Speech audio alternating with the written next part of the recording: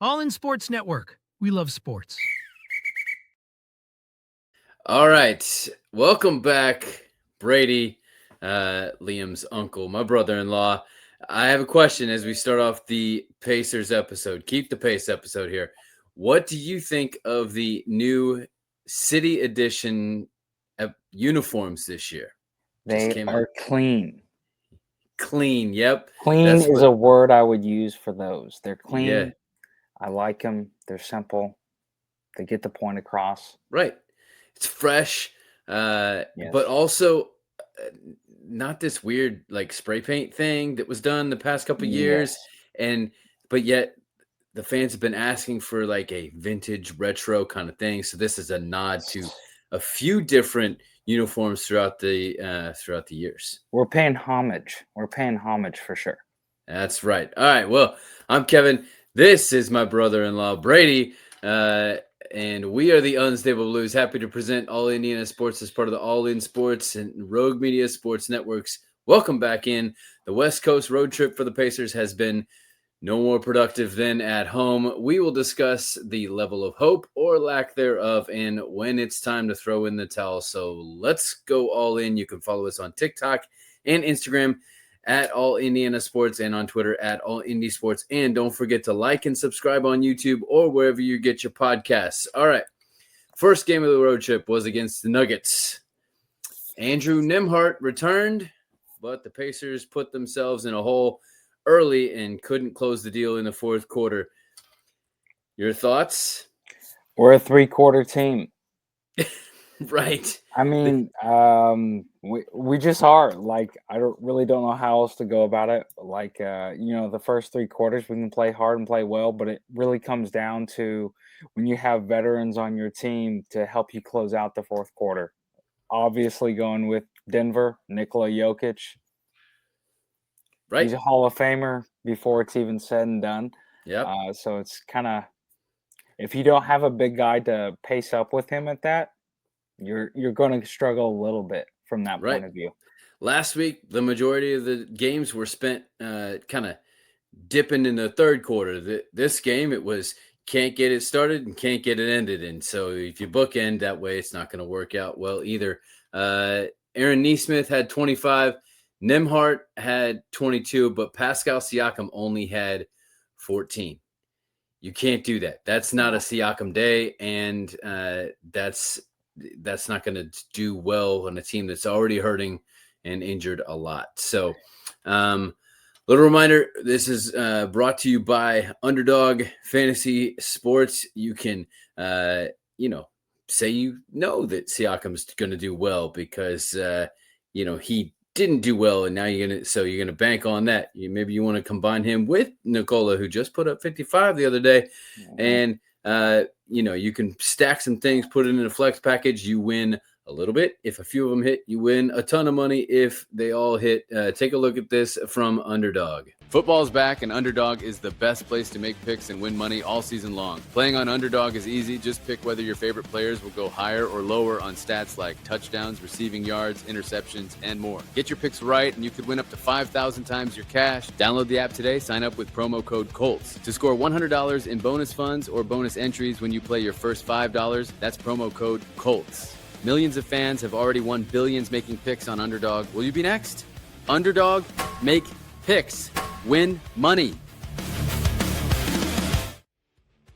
Must be 18 and up, 19 and up in Alabama, Nebraska, 19 and up, and in Colorado for some games, 21 and up in Arizona, Massachusetts, and Virginia, and must be present in a state where Underdog Fantasy operates. Terms apply. Offer not valid in Maryland, Michigan, Ohio, and Pennsylvania. Concerned with your play? Call 1-800-GAMBLER or visit www.ncpgambling.org. In New York, call the 24/7 Hope line at 1-877-8-HOPE-NY or text HOPE-NY. That's 467 369. So the Pacers' only win of the season thus far had come against the Warriors of all teams, and it was not the same thing against in Golden State against the Warriors. Siakam, having his rough game, was out for rest, and so the Pacers could never really get going, and basically just got buried in the fourth quarter, as you mentioned. Only a 3-quarter team. Nembhard was 1 assist shy of a double-double, though, 14 points, 9 assists. Jay Huff had a double-double with 12 and 11 rebounds. Speaking of rebounds, open goal, rebounder, and goal setup. Has a great goal setup. Brady, when you kick like we used to do in the backyard and you miss the goal, then what do you got to do? You got to kick it out, swing the ball, get a good open shot, keep moving it. But if you miss it in the backyard, you got to go chase the ball, right? Oh, you got to chase it more than everything and lay out for it. That's what you got to do. Open goal has this thing. It's like an extra net that just bounces right back to you. So you can go check that out. Click the link in the description for more on that. Jarris Walker and Isaiah Jackson each had 12. And then the Pacers renewed the hardship contract for Jeremiah Robinson Earl. And he was 1 point shy of a double-double with 9 and 12 rebounds. Mm-hmm. So, I mean, you got some stuff going on. What do you think? Well, the good thing is that what you just implied was, and what you said was, we have multiple players in double digits and or close to. That's the good thing. That means team basketball. And that means everything of Indiana basketball, from a high school, college, to a professional level. And it's leaking over into football as well, in both IU and Colts football. I hope we can stay on track for every sport, every level for as long as we're alive. Right. You know? Yeah.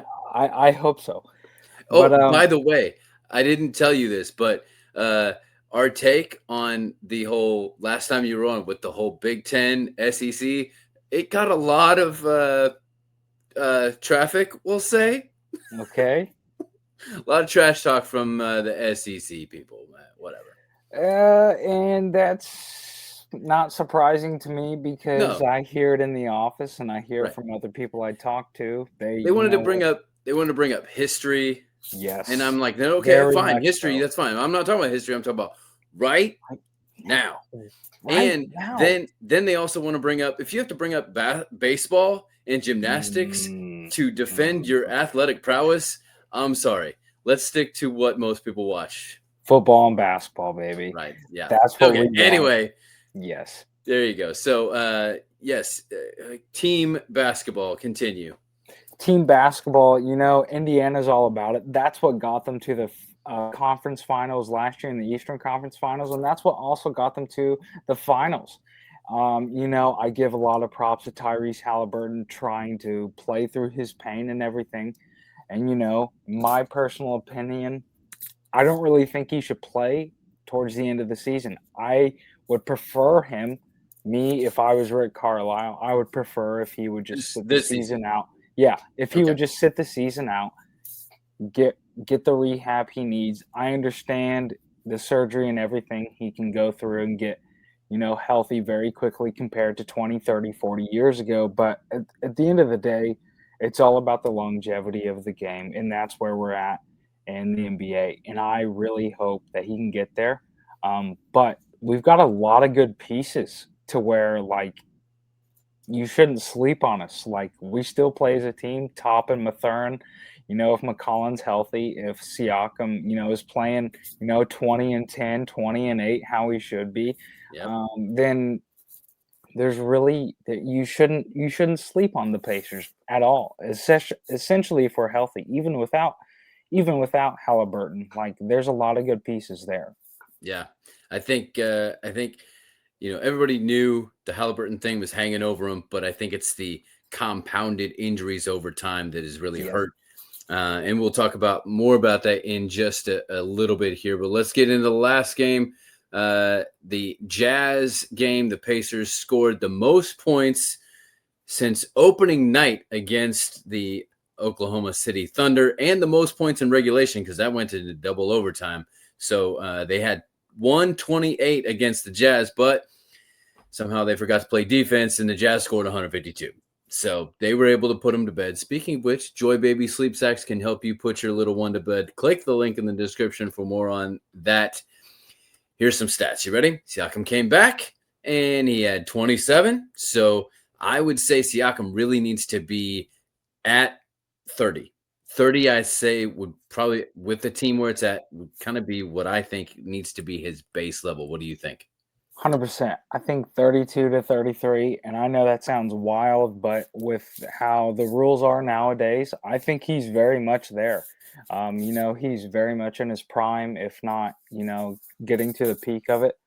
But on the other side of it, you've got Lowry Markkinen on the Utah Jazz that is a 6'10", 6'11" small forward, power forward that's Yeah. difficult to play with. Siakam can guard him for sure. I'm not denying that at all. I think he's an inch or two shorter, but like he's a bucket. There's no other word for it. So like when you've got a player like that on a team like that that's young and trying to do the same type of thing that Indiana is, it's going to be a fun competitive combat there going back and forth. Yeah, absolutely. What Siakam can do just about anywhere on the floor, but when he gets to that elbow, man, you're toast. And the way he can just drive it and go full force and just fingertip roll it off the short end of the glass, just insane. And he can hit the three. It's not his game, but he can do it if necessary. TJ McConnell. Oh, go ahead. No, I was just going to say his 15 to 18 footer is like lethal. And a lot of people forget that. You look at a lot of guys like DeMar DeRozan is another guy that people don't pay attention to. That if your mid game's there, you can make a living off of it. Pascal Siakam is one of those guys. Yeah, and you mentioned the defense. He got started as a defensive specialist. That was what he was known for. Yes. And now he can put up 25, 30 a game without even really thinking about it. So yeah, credit to him. TJ McConnell was also back. He had 12 points in just 11 minutes. What a spark that man brings. Like when he comes off the bench, and I love him in that role. There was talk who's really going to start point guard. There was talk about maybe McConnell starting. The spark he provides off the bench is better than if he starts, in my opinion. Yes. Even if he plays more minutes off the bench than he would if he was starting, or it just boom, he's there. He just plays to a level to where like you want a guy like that on your team. Whatever level you play, you want a guy like that. And you're right. Like he is one of those people. It's just like he doesn't need to start because if he does, like, yeah, he'll play just as well. But like, it's almost better to have him coming off the bench because he gives you that extra boost to where you're just like, this is what we needed. We had this great start, and he gives you the rest to like finish a quarter, finish a half. If not, fill into where like nobody else is filling in at. And it's good to have him back on the floor. And he raises the level of play of everyone out there. He raises the your production as your own team, but he raises the awareness, the hyper awareness to detail that is necessary on the other side because he will guard you every single 94 feet. 100%. And I've heard him say that their work ethic and hustle is a skill. It's something that you can work on and practice and get better at. And that's his hallmark that he has done throughout his career. And it's really come into its own on this team. So Nembhard had 25. Neesmith was 17. Isaiah Jackson had a double-double with 12 and 10. And Jarris Jackson was the 6th player in double figures with 11. So as we mentioned, spreading the ball, putting in the work, putting in the training. Speaking of which, Farmhounds has healthy treats for your dogs so you can train them. That's what we love at Country Mountain Dogs. You can click the link in the description for more on that. So with all of this that's going on, Pacers are still only 1 and 10. So what needs to be different?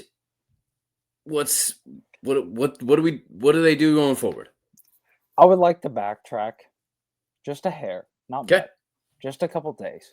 There was a guy by the name of Mac McClung I'd watched in high school. I'd watched in college. If you know anything about Indiana basketball, you know he is the epitome of that. He is someone that plays hard on both ends. The man is 6'1". He can dunk.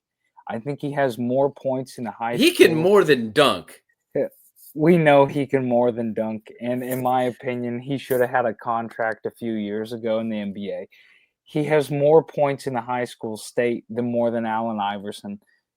The guy is just beautiful at basketball. You could see him as he was playing in the how very few many games he had. Yeah. He was stealing the ball. He was playing good defense. He was upright. He wasn't fouling. He played it how you wanted to. And in my opinion, Rick Carlisle wants somebody like that. But at the end of the day, he probably doesn't ultimately get the final decision on something like that, unfortunately, because he was coached by the coach Larry Bird back in the late 90s, and he knows what he's looking for. And Mac McClung, in my opinion, is one of those guys. He is just a filler. He's like TJ McConnell in a lot of different ways. I think he can fill him in. Yes, he is smaller, but do not underestimate his size. He's quick and he can play well. He can jump high. He can play defense. Just, I wish they would have given him more of a chance. He was relatively efficient in the short amount of minutes he got to have. Yeah, I would say that probably has something to do with the likeness of TJ McConnell. That Yeah. you probably don't need both the guys on the team. TJ McConnell is a better producer, more chemistry with the team and the coach. And so I think that's probably where that landed. But I mean, honestly, this is at this point in the season, Toppin's out till February. Furphy is in and out. Nembhard is finally back. TJ's finally back. So you're kind of at the cusp of maybe what you could do, but you're a patchwork of some G League and your starters, but you're without your guy. So the question then, go ahead. I still think playoffs are not in the I still think if they play hard and play as a team, the playoffs are there. And that's just like the Boston Celtics. Like, they don't have Jason Tatum. They traded away 4 or 5 guys this year. Like, there's teams to where in the Eastern Conference, like, they're kind of up for grabs. Like, if they keep playing hard, like, you're not going to really know what to expect from them. So the Indiana Pacers are one team to me that, like, if you just pay attention to them, if they play like a team like they have been for the past 2 to 3 years, even without some of the guys they have been having that help them get there, they'll be fine. I think they can at least make it into the play-in, if not the playoffs. Yeah, I think, it's been so patchwork at this point that, so much of the Pacer basketball, team basketball you were talking about, is chemistry. That's one thing that they had last year. As you mentioned, the playoffs last year is the only team in NBA history to have 8 players score 200 or more in the entire playoff run. And it's not like they did the play-in game and you counted it. It's not like you went to a whole game 7s. There was only one series that went to game 7, the finals. So it's not like they played extra games. That's team basketball, but that needs chemistry. It needs time to work on. But at this point, you've been patchworked so many times in so many different positions. If you can get, I feel like if they can get their 6 guys, if you can get 6 guys to 7 on the roster that are your locked guys, and I think you really got to make the choice. You got to figure out whether your center is Isaiah Jackson or Jay Huff. You got to figure out what the starting center is and what they really provide for you. Then TJ is going to be 6th guy as your point guard, and then whoever doesn't get the center is going to be your other guy. What you're really missing until February is Toppin. Yes, because without Halliburton, I was really counting on Toppin to step up his game to a 20 kind of a night game. Toppin is very much one of those players that's a 20 and 10 kind of guy. At least 17 and 10, in my opinion, at a bare minimum. Obviously he's injured right now, but with we thought we had Wiseman, we waived him, we got McClung. They didn't want to do anything with McClung. Right. We moved on. So Huff, Robinson Earl, is he a stay guy? They're still in the second round of the hardship contract. They could go a third. to really see what that chemistry is like. Is he a guy? He has started for the Pacers within this patchwork, but who knows? Yes, I have faith just because it's the Pacers, they like to develop players and this and that, but at the same time, there's also draft picks. There's also times in the future that they can move on from somebody. They're very much a young team, and they're one of those teams that could try to strive. They know that they got there last year, so they're just like, all right, there's a couple pieces that we just need. We just have to find the right ones. Is he the one? I don't know just yet. Personally, it's a little too early for me to decide, but we'll go from there later in the season. Yeah, you mentioned is it there? The playoffs could be there. You're right there, but you mentioned draft picks. So I got to ask you, you're 1-10. You've got about 13 to 14% of this season that is already done. It's far from over, but Yeah. you have to look at it and go, you're tied for last at basically at the bottom of the East, and you're 1-10.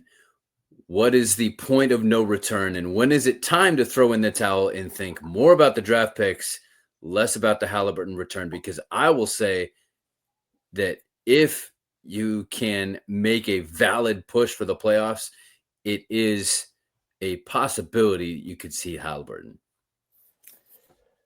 And again, going back to it, my opinion, I don't think he needs to play this season. Agreed. Understand he's 25. So he's 25. He is a 6'6", 6'7" point guard. Yep. He can see the floor. He's got a solid set jump shot. He's got a long enough wingspan. He can play defense. Settle. Just relax. Yep. Take your time working up, getting to it. If your doctors and your physicians are like, you know what, if you want to try right before the end of, right before the playoffs, go ahead.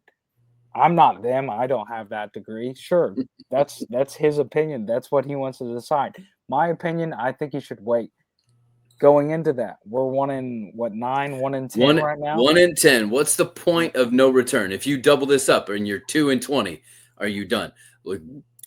Quarter of the way through the season? If you've got less than 5 games, more than a quarter of the season, third of the season wins, play as hard as you can. Know that Pascal Siakam's still relatively young enough, and you've got a solid group core of guys that are going to play well. You'll get your point guard back next year. See what trades you can make. Get a couple draft picks. Get some guys. If you can get a first round pick and a second round pick in the next year or two, yeah, I would do that for sure. They're talking about this group coming up this next year that's relatively solid. Get you a center or get you a power forward or something of that nature.